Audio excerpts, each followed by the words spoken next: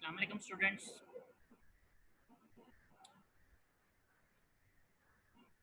आज हम लोग इस चैप्टर का लास्ट पोर्शन स्टार्ट कर रहे हैं, दैट इज़ किडनी फेलियर। देखिए बेटा, आज आपकी यहीं पर मेनली एक्सप्लेनेशन है सारी, ठीक है, और यहीं से मैं इसे एक्सप्लेन करूँगा। आज हमने जो पढ़ना है रीनल फेलियर। रीनल फेलियर का वर्ड हम तब यूज़ करते हैं जब दोनों किडनीज, ठीक है, काम करना टेम्परेरीली या फिर परमानेंटली छोड़ दें।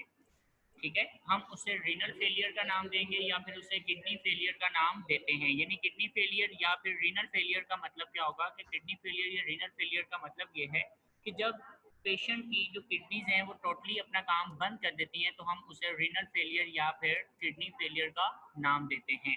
ओके बेटे, अब इसकी डेफिनेशन जो है, ये फर्स्ट टू लाइंस में इसकी डेफिनेशन है, ये आप डेफिनेशन मार्क कर लें इसकी। ये फर्स्ट टू लाइंस में बेटा इसकी डेफिनेशन है, किडनी फेलियर और रीनल फेलियर।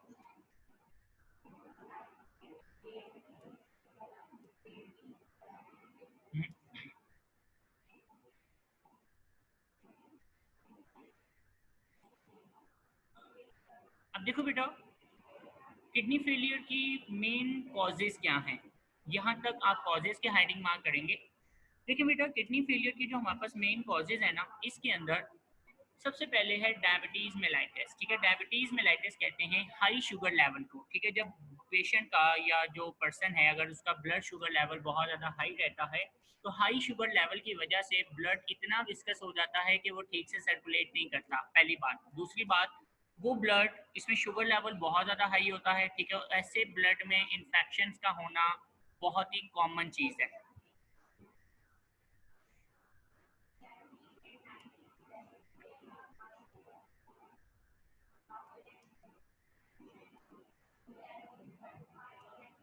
तो मेन कॉज है उसमें डायबिटीज़ मेलाइटिस आ जाती है। डायबिटीज़ मेलाइटिस का मतलब क्या होता है, high sugar level in blood. ठीक है, जब ब्लड में शुगर लेवल हाई होता है ना, तो इसे हम डायबिटीज़ मेलाइटिस का नाम देते हैं।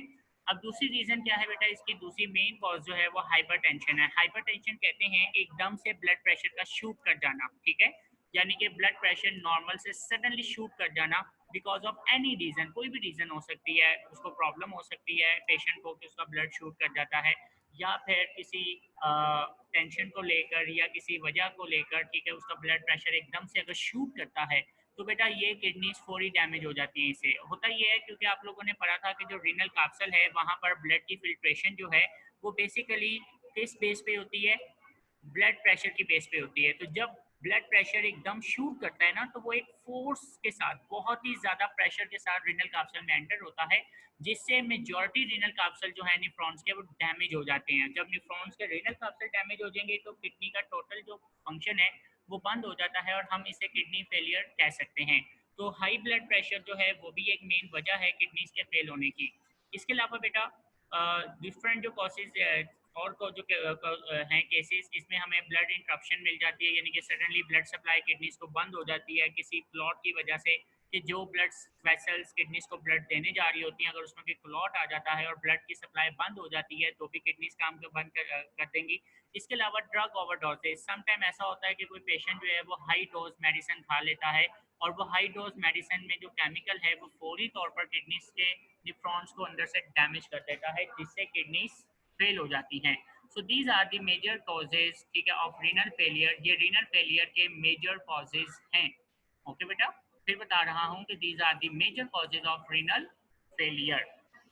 अब इसके बाद अगर हम बात करें तो इसकी सिम्टम्स क्या होती हैं। ठीक है बेटा, इसकी सिम्टम्स में हमें कैसे पता चलेगा या पेशेंट को कैसे पता चलेगा कि इसकी किडनीज जो हैं वो फेल हो गई हैं, या किडनीज ठीक से काम नहीं कर रही, या किडनीज ने अपना काम बंद कर दिया हुआ है। देखिए बेटा, किडनीज का काम था ब्लड को फिल्टर करना, और जब किडनीज अपना काम बंद करेंगी तो सबसे पहली बात कि जो ब्लड है इसके अंदर जितने भी सेल्यूट्स हैं, ठीक है, उनका बैलेंस डिस्टर्ब हो जाता है। यानी कि यूरिया, यूरिक एसिड जो किडनीज रिमूव कर रही होती हैं, वो एकदम से जो है वो क्या होता है बेटा, बढ़ जाता है। यानी कि वो जो है यूरिया, यूरिक एसिड लेवल वो एकदम से इंक्रीज कर जाएगा। नंबर टू, वेस्ट मटेरियल्स की जो है बैलेंस नहीं होंगे। ठीक है, किसी की कंसंट्रेशन बहुत ज़्यादा हो जाएगी, किसी की कंसंट्रेशन ड्रॉप हो जाती है। जब ऐसा होता है ना कि बॉडी के अंदर या ब्लड के अंदर जो बेटा केमिकल्स हैं, जो सल्यूट्स हैं या जो मेटाबॉलिक वेस्ट हैं, जब उसका बैलेंस डिस्टर्ब होता है तो इसमें पेशेंट को वॉमिटिंग आना, ठीक है, ये इसकी एक पहली सिम्टम है कि भाई उसके बॉडी के अंदर जब वो बैलेंस डिस्टर्ब होगा ना तो उससे उसको वॉमिट आना शुरू हो जाती है। अगर वॉमिट नहीं है तो नोजिया, नोजिया कहते हैं फीलिंग ऑफ वॉमिट, जिसमें वॉमिट फील होती है बट वॉमिट नहीं आती।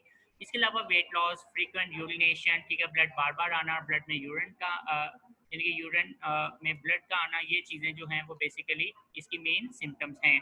इसके अलावा बेटा जब बॉडी में मेटाबॉलिक वेस्ट का बैलेंस डिस्टर्ब होता है तो आप लोगों ने एक गाउट डिजीज पढ़ी थी। गाउट क्या था कि गाउट के अंदर जो यूरिक एसिड क्रिस्टल्स हैं वो बेटा जॉइंट्स में स्टोर होना शुरू हो जाती हैं, ठीक है, जिसकी वजह से जो जॉइंट्स हैं they are going to swell, ये स्वेल होना शुरू हो जाते हैं, ठीक है, इनकी स्वेलिंग होना शुरू हो जाती है। तो उसकी वजह से लेग्स में स्वेलिंग होना, इसके अलावा बेटा फेस पे स्वेलिंग होना, ठीक है, ये एक कॉमन सिम्टम्स हैं जो कि किडनी डैमेज हो गई हैं, ये किडनी ठीक से काम नहीं कर रही, ये इसकी तरफ रिप्रेजेंट इशारा कर रहा होता है, ठीक है, पॉइंट आउट कर रहा होता है कि किडनी ठीक से काम नहीं कर रही हैं। तो ये सारी जो आपने अभी हाइडिंग्स पढ़ी हैं ये सारी बेटा इसके सिम्टम्स की हाइडिंग में आएगा, ठीक है, इसे हम बोलेंगे सिम्टम्स।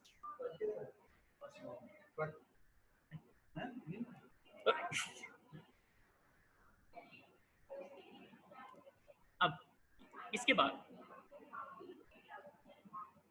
डायलिसिस। अब देखिए बेटा किडनी डायलिसिस, अब किडनी डायलिसिस यानी कि अगर किडनीज फेल हो जाती है ना तो किडनीज फेल होने पर पेशेंट को जो ट्रीटमेंट मिलता है इसमें सबसे पहला और इम्पॉर्टेंट चीज़ ये है कि किडनी अगर फेल हो चुकी हैं, दोनों किडनीज काम करना बंद कर चुकी हैं, तो बेटा अगर पेशेंट को सर्वाइव करना है तो उसे 100% ट्रीटमेंट देना होगा। और 100% ट्रीटमेंट एक ही है बेटा कि फौरी तौर पर किडनी ट्रांसप्लांट कर दी जाए। अब किडनी ट्रांसप्लांट के लिए जारी बात है थोड़ा सा टाइम तो लगेगा, डोनर अरेंज करना, फिर डोनर के सारे टेस्ट करना, पेशेंट के टेस्ट करना, उनको मैच करना, तो this will take some time period, उसको थोड़ा सा टाइम रिक्वायर्ड है। लेकिन तब तक पेशेंट को कैसे ज़िंदा रखा जाएगा या जब तक उसको डोनर नहीं मिल जाता तब तक पेशेंट कैसे ज़िंदा रहेगा, उसके लिए फिर डायलिसिस की हेल्प ली जाती है। डायलिसिस क्या चीज़ होती है? नाउ यहाँ पर आप हेडिंग देंगे ट्रीटमेंट ऑफ किडनी फेलियर, ठीक है, किडनी फेलियर का ट्रीटमेंट। और kidney failure is treated with dialysis and kidney transplant, इसको बेटा डायलिसिस और किडनी ट्रांसप्लांट की मदद से ट्रीट किया जाता है, ठीक है।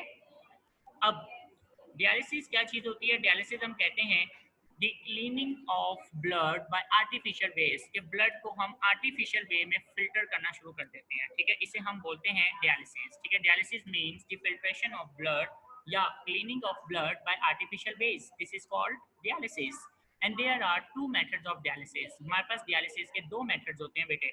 वो दो मेथड्स कौन कौन से हैं ये हम लोग यहाँ पे डिस्कस करने जा रहे हैं अभी। यहाँ पे आप हेडिंग दे दें methods of dialysis, hurry up, फौरी तौर पर हेडिंग दे दें।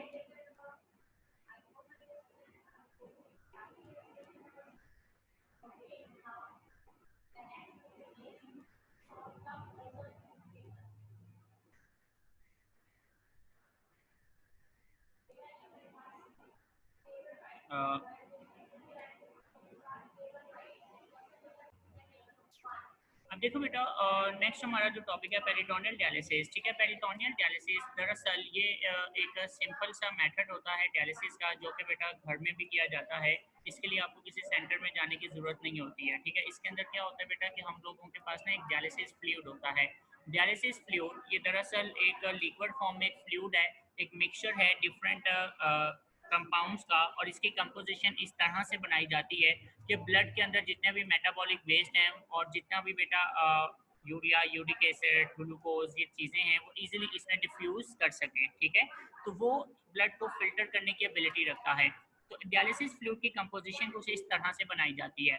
अब देखो बेटा डायलिसिस फ्लूइड जो है, ठीक है, ये पेरिटोनियम कैविटी, पेरिटोनियम कैविटी क्या चीज़ होती है? पेरिटोनियम कैविटी जैसे कि मैं आपको यहाँ पे शो कर देता हूँ, ठीक है, आप अपनी स्क्रीन पे ये देख सकते होंगे पिक्चर, ठीक है, इसको आप जूम करके भी देख सकते हैं। तो यहाँ पर आपको नज़र आ रहा होगा कि ये कैविटी जो है ना ये आपके इंटेस्टाइन सिस्टम्स के दरमियान में एक छोटी सी कैविटी होती है जो कि बेसिकली पेरिटोनियम कैविटी इसको बोलते हैं, ठीक है। Peritoneal cavity it is a small cavity which is present between the gut system, gut system कहते हैं स्टमक, स्मॉल इंटेस्टाइन, इनके दरमियान के अंदर ना एक छोटी सी कैविटी होती है जिसे हम पेरिटोनियम कैविटी कहते हैं। अब देखो बेटा, होता ये है कि इस पेरिटोनियम कैविटी के अंदर ना डायलिसिस सोल्यूशन को इंजेक्ट करवाया जाता है, ठीक है। एक स्पेसिफिक टाइम पीरियड के लिए हम क्या करते हैं कि एक डायलिसिस जो सोल्यूशन है या जो डायलिसिस फ्लूइड है, इसको हम एक स्पेसिफिक टाइम के लिए इसके अंदर इंजेक्ट कर देते हैं, ठीक है बेटा।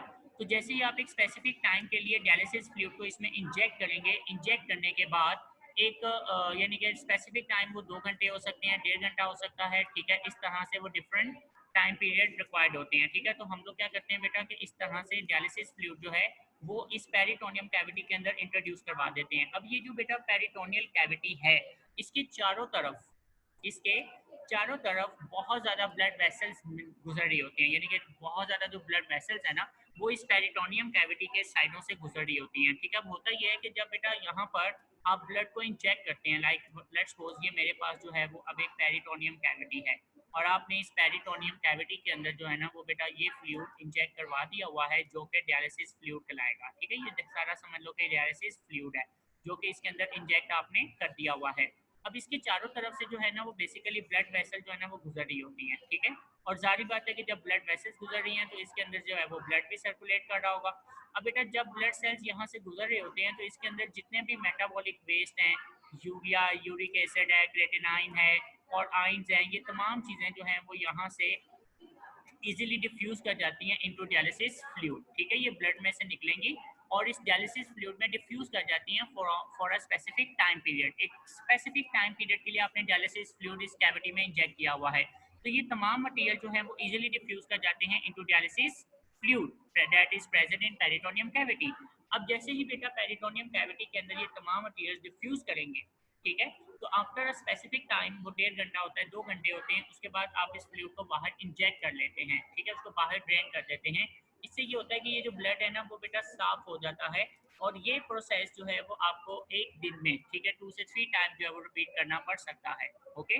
और this is very painful process, ये थोड़ा सा पेनफुल प्रोसेस होता है क्योंकि आपने एब्डोमेन कैविटी के अंदर ये डायलिसिस फ्लूइड को इंजेक्ट करना होता है। अब मैं इसकी रीडिंग करवा देता हूँ। In this type of dialysis, the dialysis fluid is pumped for a time into a peritoneal cavity, which is the space around the gut. This cavity is lined by peritoneum. Peritoneum यानी वो blood vessels हैं, ठीक है, जो वहाँ से गुजर रही होती है, उन्हें peritoneum कहा जाता है। Peritoneum contains blood vessels. When we place dialysis fluid in peritoneal cavity, waste materials from the peritoneal blood vessels diffuse into dialysis fluid. अब जितने भी वेस्ट मटेरियल्स हैं वो बेटा पेरिटोनियम कैविटी में से किसमें डिफ्यूज कर जाते हैं, into blood vessels, from blood vessels into dialysis fluid which is drained out, जिन्हें फिर हम बाहर निकाल लेंगे। This type of dialysis can be performed at home but must be done every day. ये बेटा आप डेली बेसिस पे कर सकते हैं, ठीक है, और घर में कर सकते हैं, लेकिन डेली बेसिस पे ये 2 से 3 टाइम रिक्वायर्ड होती है। तो ये आपका छोटा सा टॉपिक था पेरिटोनियल डायलिसिस का। यहाँ तक कोई बात पूछनी है, किसी ने कोई क्वेश्चन करना है तो बताएं।